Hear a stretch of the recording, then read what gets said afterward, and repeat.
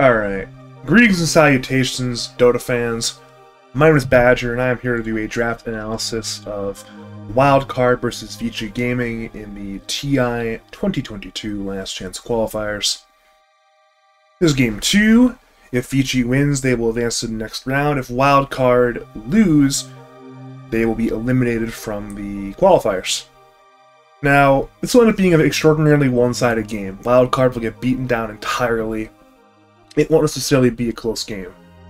And when you see an absolute beatdown, people love to say one of two things. First one they love to say is, oh, the players are bad, they shouldn't be here, they're not good enough. And again, that's just kind of nonsense. These are, again, extraordinarily high MMR players. Players who have proven time in, time out that they are good at Dota 2. You can argue that the Vici players are better than the Wildcard players, but regardless, the Wildcard players are certainly not bad at Dota 2 by any stretch of the imagination. But outside of that, people love to say, well, the players got outdrafted. They're bad at drafting. And while the former is true, the latter isn't. And it might seem like it's a bit of a weird conflict. Like, wait, how can someone be outdrafted but also not be a bad draft? I'd like to go through this draft from the perspective of Sammy Boy, aka Sam, aka Sammy, aka Noble Wings, the captain, the drafter, the fan support of Wildcard Gaming, to explain that even though Wildcard will get outdrafted in this draft, wasn't necessarily a bad draft. There is a difference. Watch how, just because you see it a lot as well, where say a player gets outplayed. Just because a player gets outplayed doesn't mean they played badly. And that same concept can apply to drafts, where Wildcard will get outdrafted, but it won't be a bad draft. We're going to start here at this 4-ban. So, for context for those who didn't watch it, Game 1 of Vici Wildcard is a somewhat close game, but Vici, again, they end up winning the game. They win it on the back of largely a Morphling selection, where Erica, aka Poyo, plays the Morphling, again, who is one of the best carries in the patch. Top 2 at the very worst, extraordinarily good hero, and demolishes the game. Well north of 20 in the KDA departments. Absolutely demolishes the game. So, that is fresh on the mind of Sam. So you know what? These guys grabbed the best carry of the patch. Erica, extraordinarily good at playing Morphling. It's one of his preferred carries of the patch. He has a very high win rate on the hero of this patch. We should probably ban it out. Before that, they ban Primal Beast, again, a very logical ban. One of, if not the best offlaners of the patch, so you might as well ban it. But there are only 4 ban slots. Vici have banned SF, banned Enigma, 2 of the other, top-tier draft selections of the current patch. Wildcard banned a 4th of them. But that does mean a number of good heroes get through the draft. Most notably, Marcy and Undying are not banned. Those are probably the 2 best heroes remaining. Marcy is the most contested pick of the tournament. Undying is the 3rd most contested. Sammy lets 2 of them through, knowing that he will be able to get 1 of them. Vici select the most popular hero, they select the Marcy. And again, it makes some sense that Sam let the Marcy through. In hindsight, possibly a mistake. Marcy, very good hero, anime lady, long arms, very powerful, good on the offensive end, good on the defensive end, enables a lot of lanes, plays well with the current meta configuration of heroes. Hypothetically, Wildcard could have banned Marcy at 4, but if you're banning Marcy at 4, you are setting up Vici to grab Morphling at 8. You can't necessarily grab Morphling yourself at 6-7, because if you do, Vici will most certainly counter it extraordinarily hard. They'll have a direct, 8 counter pick and so on. If you grab a hero like Ancient Apparition at 6 or 7, who has a very hard counter to the Morphling, then Vici just won't grab the Morphling and you'll be stuck with an AA who, outside of countering, Morphling into a lesser extent a hero like the Shrek, perhaps, doesn't have that much use in the current meta. So at that point, it's like, alright, well, we have to ban the Morphling in that case, which means the Marcy will go through. If you ban Marcy let the Morphling through, then what can end up happening is you just die the Morphling again. So instead, let the Marcy through. Sam will make the obvious pick here. He will grab the Undying, which again, extraordinarily top-tier hero. Makes a lot of sense that he grabbed it. I'm not going to really debate this pick too much, because again, you see a hero as good as Undying available, you usually just grab it. Especially if Marcy is off the board, and well, on the screen right now it's certainly off the board for Wildcard. So Sam has grabbed Undying. And despite making good bans and good picks, you are already in a pretty poor position in the draft. Because again, you ban Primal Beast Morphling, good bans, you grab Undying, good pick. But despite that, you are now in a bad position, because one thing you have to keep in mind is one of the most overpowering lane combos of the patch. It is Marcy Visage. Those two heroes pair extraordinarily well together in the lane and in all stages of the game. So you need to be ready for it. One thing Wildcard can do is grab Naga Siren, who is one of the best heroes in the game, into Visage, one of the best heroes in the game, period. A hero Yamsun loves to play, but it's a hero that Vici Gaming have proven they can beat. In Game 1, when Yamsun was playing the Naga Siren, he was absolutely shut down early. Vici Gaming made a point of limiting the hero's early farm, delaying his spike in items, making his game as poor as possible, so Wildcard know that Vici are ready to make the right rotations and the right moves to stop his farm. If you grab the Naga Siren at 7, like that, when it was Game 1, Wildcard picked the 8. This time it's 7. If you grab at 7, Vici Gaming will instantly grab the Shrek, who is an extraordinarily hard counter to the Naga Siren, both hero kit-wise in terms of the AoE damage against the illusions, but also just tempo-wise, given that the Shrek loves to get this early Bloodstone, Kaya Sanj, BOTs, moves of travel sort of timing, and when the Shrek will have that, Naga generally is not ready to play Dota. She still has, another item or so, if not more than that.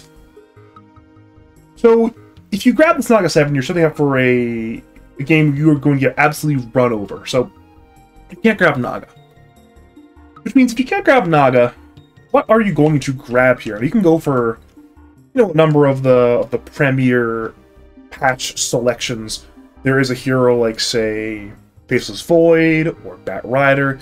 These are heroes who are available. Instead, Wildcard will protect their Undying pick and grab a Comfort pick in the Snapfire. Again, Snapfire has had 25 picks in the TI qualifier as of this recording. So again, certainly a meta-present hero, not necessarily a top-tier pick, but probably a second-tier selection. One of the better support heroes, and the pick makes sense both in terms of player and in terms of hero matchups. If Vici grabs Snapfire for themselves, it's a hero who pairs well with Marcy and goes very well into the Undying. On the flip side, Snapfire plays extraordinarily well with Undying, both in the lane if it ends up being a lane combo, or in the mid game if those two are not in the lane together. And given it's, arguably Alex's best force support hero, it makes a lot of sense to grab it to both protect your pick and to play with the hero. One big problem. That combo that we mentioned, that Marcy Visage combination, has now been made available to Vici Gaming. So again, it's not necessarily bad picks being made, these aren't bad bans being made, but in doing so, you have now given up Marcy Visage. This is bad. This is what we consider very, very bad. And again, Sammy had to have known this was coming. There's no way he didn't know it was coming. It's a risk you accept. And at this point, maybe now you think about going back for a hero like Naga Siren with the 15 pick or the 18 pick. You have more bans to protect this time around. Vici will instantly put a stop to that. They will ban the Naga instantly. They do not want Yamsun on this hero. That matches up well into the Visage. Even if the lane isn't necessarily great, it's one of the better lanes into this. It's a Marcy Visage combo. Especially if it's a Naga Undying lane, but now if you're Wildcard, it's like, alright, well now what do? We need to start making some more bans. We need to ideally protect our carry and protect our lanes. Because again, Game 1 lanes, not ideal. Yamsun had a very rough game. We need to start banging at these heroes that Vici would love to exploit to push the tempo very fast. One ban that we'll go for is Sniper. And again, Sniper is a hero who has been on the rise in the meta, and it's a hero that Vici in particular have been picking a lot recently. They've selected it 3 times in the last 48 hours. they're very willing to play this hero. They've got no problem with doing it. They've done it to, you know, play against Virtus Pro twice and Polaris once. They went 2-1 in those games. And that lost game easily could have been lost. They easily could be 3-0 with the sniper. On top of that, it's a hero matches up well into Undying, matches up well into Snapfire, pairs well with the Marcy. So you have a lot of tools to work with the sniper pick. So the sniper ban makes a lot of sense. This is a perfectly defendable ban. It makes a lot of sense. Sam obviously did his prep, checked out Vici's previous draft, say, hey, these guys are grabbing the sniper, and keep in mind, in their sniper games, they've been very comfortable on the hero, so you do not give that up. You do not, by any means, let Vici have that. If you're Vici, you are ready to grab heroes who pair well with the aggressive nature of this Marcy Visage combo. Because you likely know you're going to win your offlane no matter what wildcard grab, you can capitalize on, say, alright, so we're going to have this early T1 tower in the offlane. We can make these, you know, rotations into the enemy jungle. We can perhaps go towards the enemy mid T1 tower. We can take control of the map. We're just going to keep on, you know, banning out heroes, preparing for this situation. They ban out Templar Assassin, one of the again, preferred heroes for Yamsun. Again, a hero who hypothetically can lane pretty well into a Visage as well. So we're just ensuring we are winning this offlane as hard as possible. We are going to control the early game. We're going to play the early game on our terms because we have this Marcy Visage. Now Sam will make, in isolation, again, another very good ban. In the Lina. Again, Vici are clearly able to play the Lina. It's one of the best mids in the patch, you know, top 2, top 3 mid up there with the SF and Batrider. It's a hero who pairs well with the Visage in terms of getting kills, can play well with the Marcy on both offense and defense, is very good into Undying, is good into the Snapfire. It's a perfectly logical ban that has been made by Sammy. But there's still a lot of very good heroes that have not been banned. That's the thing, when there's as many strong heroes as there is in the current patch, and the patch is as underdeveloped as it currently is, something is often going to slip through the holes. And you're going to see with the 16 pick, something certainly goes slip through the holes. Vici Gaming ban out the Ember Spirit. Wildcard respond with an Ursa ban, and again, in isolation, a very good ban. Good against the Undying, doesn't necessarily mind playing in the Snapfire. It can play well with the up-tempo concept that Visage Marcy provides. Ursa's a hero who fundamentally loves to grab early Roshan's. By grabbing that, you know, early first Roshan, early second Roshan, you fundamentally speed the game up. You're very happy to play with, you know, like Blink plus the Fusel Blade, grab a Basher, grab a BKB, really run into your opponent. And Wildcard say, you know what? This could be a problem. We might just, again, lose a lane, get run down, and we don't want to get run down. That was a lot of the story of Game 1, is Vici took their, you know, a relatively even early game state into an extraordinary mid-game state with their heroes. And they don't want to let Ursa do that. Wildcard then respond with a Chen. This is the one pick where you can argue maybe this is the wrong pick. Where, before you have versatility with Undying Snapfire, you can flex around in terms of where you're going to lane these heroes. You can play the Undying 5, you can play it 3. By grabbing the Chen, conceptually makes sense, but it does give away part of your draft. It's going to be a Chen 5. And either Snapfire or Undying will be your offlane core, more than likely Undying. Though if you want to go, you know, South American style, you can go Snapfire 3. In doing this, you have this Chen hero who, again, is able to fight early on, has a lot of ability to play into up-tempo strats, but there's one key problem. By locking in your draft such as this, you are opening yourself up to not being able to, say, grab a great counterpick with the 3 through 5 rolls to anything that Vici Gaming can grab. And you're now going to see what they do with this opportunity. They're now walking on into a lot of very good potential picks. Again, Batrider is an open selection. They can grab Viper again, as they did Game 1. You can grab a hero like Terrorblade, perhaps, if you really want to. Again, there's a lot of things you can grab here with this 16 pick. Vici Gaming, however, will opt with one of the biggest risers of the patch, and it will be the Leshrac. Leshrac, fundamentally, is the single best user of Bloodstone. And Bloodstone, while its items is extraordinarily good, but a lot of heroes don't necessarily use all of its components. Leshrac's probably the one hero who is both good and uses every single component. He's the single best user of the reworked Bloodstone. On top of that, he's a very, very up-tempo hero. He has a lot of AoE damage from, say, Chen summons, doesn't necessarily care about the Undying Snapfire type heroes. You itemize, as I mentioned earlier, into like BOTs, Kaya Sanj, Bloodstone type items. Become very tanky, become very mobile. You are fine playing into these heroes. And Vici are considering their options. Again, they are going to eventually hammer down the Lesh pick. They use a lot of reserve time. They're really contemplating what are they going to do with the 16 pick. Because Vici Gaming recognize that a lot of the power of this first pick in the draft ends right here. The 16-17 is their last chance to really define the direction of the draft. Like when you have 5 pick, 8 pick, you define the direction of the draft.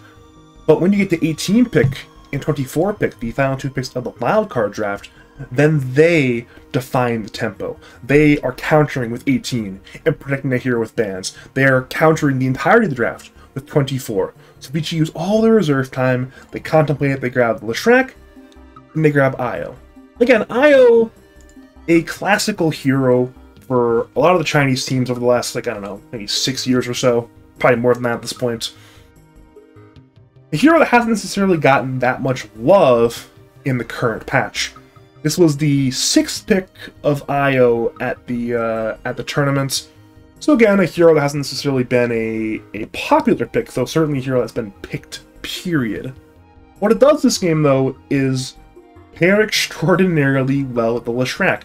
See, what Leshrac does is he plays up tempo, has a lot of move speed, has a lot of magic damage, has a lot of regen. What does Io do? Well, Io takes all that stuff that Leshrac does and makes him better at it. He allows you to be wherever you need to be, faster, stronger, better. It's scary at this point looking at this Vici Gaming concept, because now a lot of the heroes you might want to grab to counter maybe heroes from the support or the offlane role, whether it's, you know, an extraordinarily powerful defensive offlaner, or maybe a hard support from the counter, whether it's a hero like Disruptor or a hero like, I don't know, Nyx Assassin. You cannot do that anymore. You can't say grab Tusk anymore. I guess you can put Tusk mid, but at that point you're really narrowing down your draft concepts. So again, we're at this point now where every single ban, every single pick that Wildcard has made is entirely defensible. None of these picks are bad. None of these bans are bad.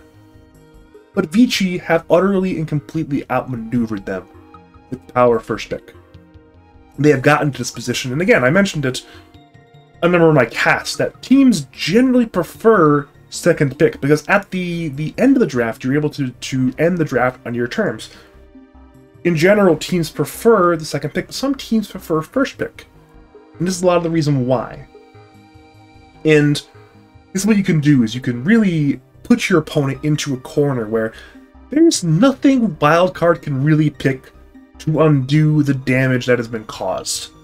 There is quite literally no way to undo this, because Vici Gaming are going to run at you.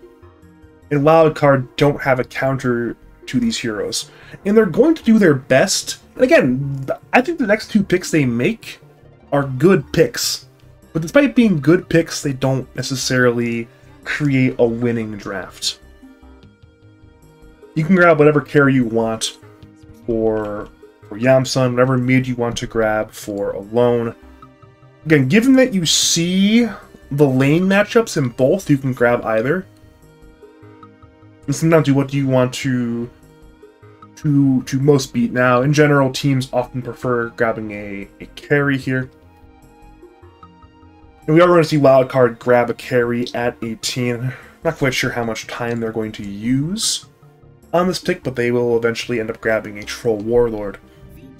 And again, Troll, it makes sense. Again, this is a hero who often does well into these IO+1 pairings. It's not going to win the lane into Visage Marcy, but has tools to lane well enough into Visage Marcy. Here, Yamsun's able to play. It's not the wrong. It's probably one of the best picks I could have made from this position. Keep in mind, Troll is certainly a viable hero in the current patch, though I wouldn't necessarily call it a good hero in the current patch. Like, if you're looking purely at the last chance qualifier stats, this hero is 1-4 going into this game, so not great stats, but a hero that teams are willing to pick. Vici will ban out the Bat Rider, which is probably one of the heroes I could have definitely grabbed. Again, Bat, certainly a counterable hero, but again, the lone plays it pretty well. It's one of the best mids in the patch. That's maybe something like Wildcard could have done instead, but at this point it's over. You have already made a selection. You can't undo the selection. Wildcard will ban out Terrorblade. You know, good carry hero. Might as well do it at certain points. Pairs well enough with IO, and provides a lot of late game insurance if the early game doesn't necessarily go the way you're hoping for with this draft. Vici will then ban out Invoker. A good mid laner, a good hero for alone. Wildcard respond by banning out Slark. A hero certainly on the rise. Lanes well into the Undying core often. So, might as well ban it on out. Vici now look at a situation where they're looking at a carry hero. A number of good carries are banned. There's still plenty left to go for, though.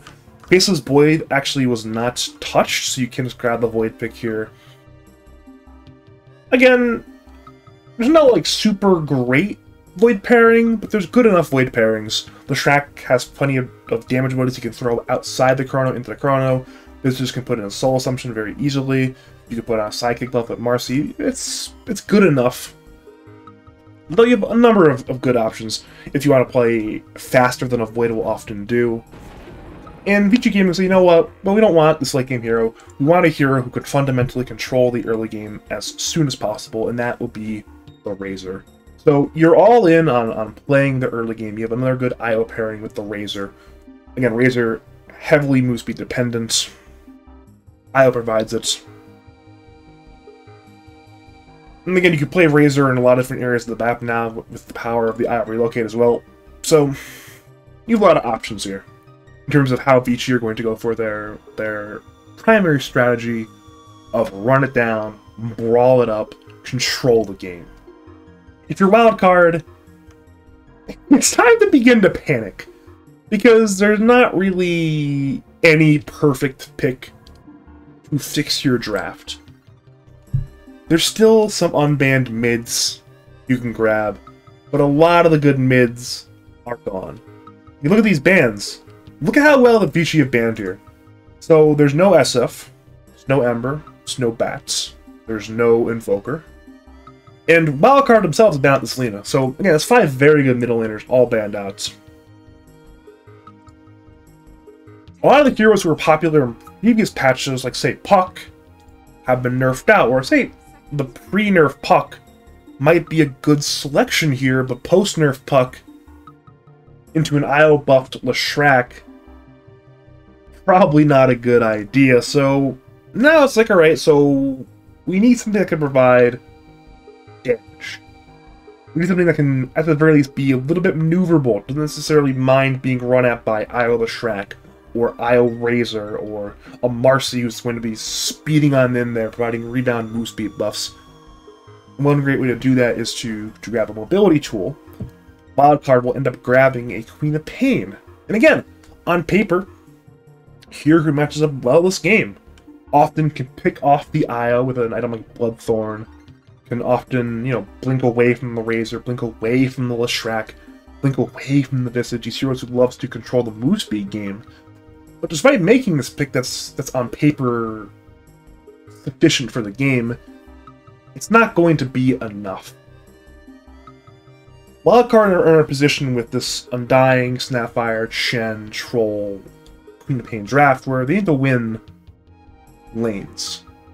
And you can, if you're paying attention to I was saying up the Marcy message earlier, see how that might be a problem, because you can pretty much pencil in Marcy Visage for winning any lane in the game, and that's your problem. You're going to win this top lane.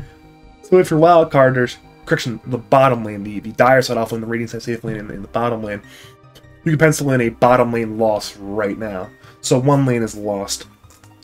You're going with this Undying Snapfire lane, hoping that this can win. Again, Undying generally tries to overpower the lane when played 3, tries to brawl as much as possible, but again, when you have this IO Razor situation, it's like, oh, well, now what exactly are we going to do?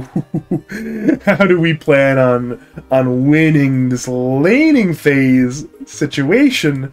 Because Undying's not a fast hero. IO Razor can be pretty fast. Undying goes in, it's a tombstone, you run away. Nothing you made a tombstone, flip a static link, you win the damage differential. So that's another side lane where you look at IO Razor and say this is the favorable situation. And then mid lane, Leshrac, Queen of Pain. It's an okay lane in either direction, but in general you prefer to play the Leshrac in the matchup. It's a better hero from behind if you need to go in jungle, and Leshrac a hero who's perfectly fine with trying to overpower a Queen of Pain in the early game, so this right there is a multi-step process about how Wildcard have lost this draft, even though, again, every single pick, every single ban was defendable. It's not necessarily a bad draft, but what it is an out draft. Now, this analysis is going to be to tell the difference between an out draft and a bad draft. I think it's much more Vici Gaming executing on first pick extraordinarily well, more than it is Sammy and Wildcard making a bad draft. Hopefully this is my last video with the mic I'm currently using. Should have a new mic with an audio interface quite soon, should up the sound quality, but for now, thank you for watching, and as always, have a great night.